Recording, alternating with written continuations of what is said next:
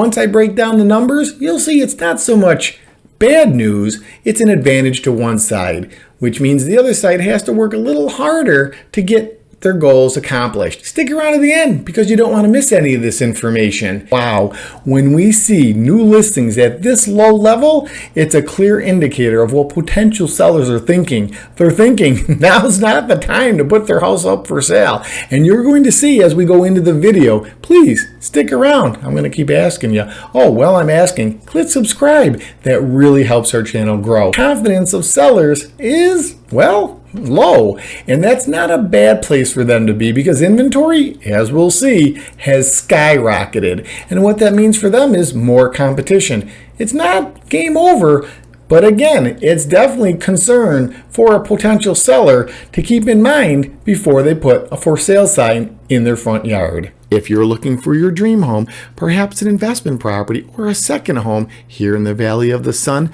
then our new mobile app is for you. It's fast, it's private, it's accurate.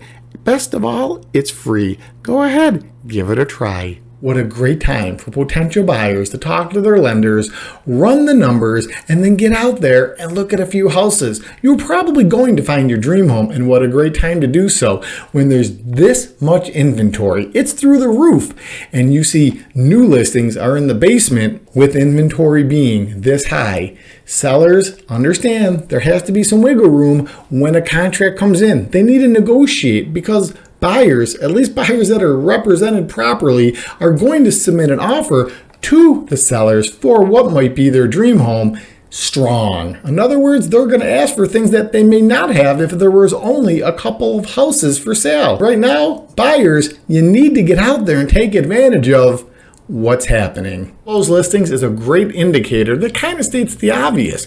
We can see from last month, the month prior, and all the way back a year ago that houses are being sold. Where the opportunity for buyers comes in is that the amount of houses that are being closed or sold isn't keeping up to the amount of properties that were put on the market. So that tells us the potential sellers see that inventory stockpile and probably aren't going to list their house right now until buyers get off the fence and start looking for their dream home. Once they start gobbling up inventory, sellers will then say, our houses are being sold, inventory will start decreasing, potential sellers will put their properties on the market. What a great time for buyers to get out there and start looking. Sellers, if your property's on the market, make sure it is neat and clean and you are available to show it. When opportunities knocking, open up. Average sales price is that one statistic that both buyers and sellers really focus in on for different reasons, of course.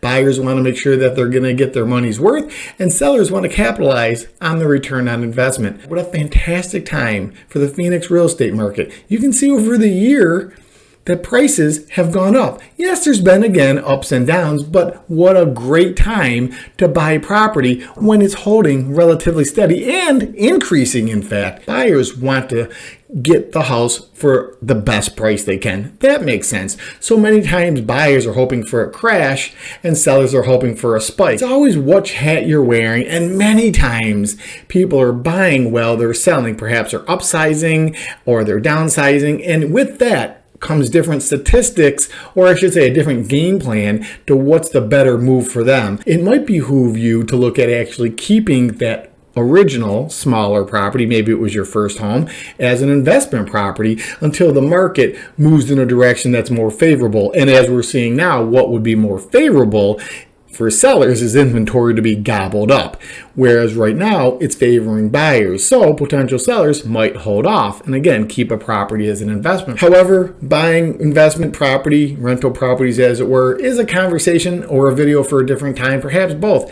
Give me a call. I'd love to talk about it. We're getting into prime season. And what that means is prices are going to hold their own because the Valley of the Sun is a desirable place to live or own property. Economy's good, the weather's great, things to do all the time. So when you have all those pieces fitting, prices should hold their own. And they are, in fact, from last year till now, they have increased. If you bought the home of your dream and you enjoy living there and the payments are what you want them to be, should the market decrease price-wise. You're not moving anywhere. In time, you're paying the property down, you're building equity, and usually, if you're going with a theory that something might fall, it will also rise again. But if you're renting, and you could look at the average rental price, or just look at what you're paying for rent, that's a lot of money that you're paying somewhere else. Yeah, the joke in real estate is you're always paying a mortgage. It's either yours or your landlord's. So that money also fluctuates into where you're calculating the market to, in this case, decrease to offset the interest rates that might be higher. If in fact you're just spending money on rent, you're better off buying now. Again, I'm not a lender, but there's tax write-offs. You can have a roommate, you can alter the property, you can get pets. You don't have to worry about a landlord raising the rent or may not renew the lease with you, or they may actually put the house for sale. There's a lot of things they could do. When you run the numbers, you'll see that it really is, for potential buyers, a great time to get out there and see what's available. If you don't like something, don't buy it. But what if the numbers work and you find a house that will become a home? It's a win-win. And should interest rates fall, most of the good lenders, they're going to help you refinance at a lower rate if the numbers make sense.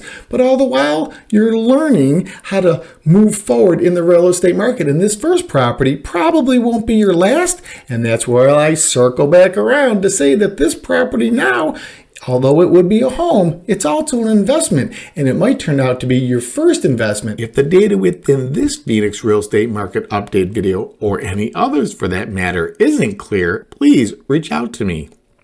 I'd be honored to answer your questions. Month supply of inventory might be one of my favorites, maybe because it's the easiest. Right now, you can see we're hovering right at the high end, 4 months, which, again, everything coming to fruition to inform us that now buyers have the advantage to get out there and look around. There's a lot of inventory. In fact, you're at the number that I think is about as high as we'd like to see it go. Of course, if it breaks the 4 months, it's not like I'm going to be running around thinking real estate is doomed and it's never going to recover. It's just that when we get to a certain amount of inventory, we need to start selling properties so then that inventory level gets back to more even keel. Subliminal.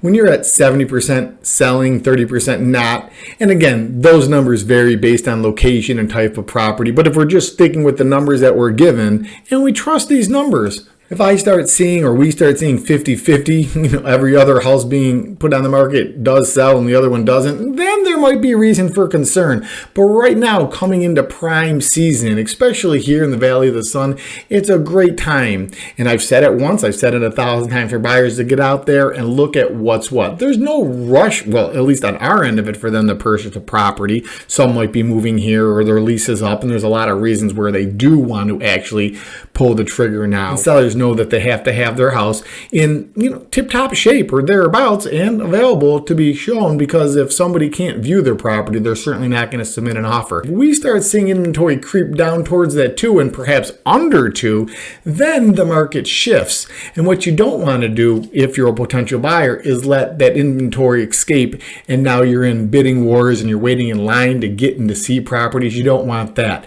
What might be holding people back, and I thought it was twofold, now I'm going to say it might be onefold. Correct me if I'm wrong, leave me a comment. I love hearing your thoughts on this. But right now, I believe inflation and cost of goods and services are going down, which is helping everybody's pocketbook across the board. But interest rates are still hovering, and I think as of this video, they just broke under 7%, which is good. I don't think we're going to see the 3s and 4s again, but my point being is if cost in goods and services are lower, which is good, and interest rates get down to that, let's say mid 6 or maybe, low 6, maybe even high 5s, it's going to be a feeding frenzy of buyers out there, and that's where buyers don't want to be rushed and pressured into just taking anything. Last but not least, and what a fitting saying, because days on market is the last statistic I'll be speaking about, but it's not the least. Matter of fact, it's one of the most important statistics that I look at. Many people don't know the true definition or meaning of days on market. It doesn't mean that that's how long the property took to physically sell, like the moment that a sign went in the front yard to the moment a buyer strokes a check and the seller receives their profits for the property. No. What it means is days on market is when a house goes up for sale, that many days on market until the property was under contract. And between under contract and sold, some things can happen. When a property goes under contract, they still have to get past the appraisal, if applicable, and an inspection, if applicable. So there are steps prior to a property going under contract before it's sold. So the days on market are only a reflection of how long it took a property once it was for sale to go under contract. It doesn't mean that the property was sold in that amount of time. If you like this video, make sure you check out this one. I'll see you over there. Until next time, take care. God bless America. I'll talk to you soon.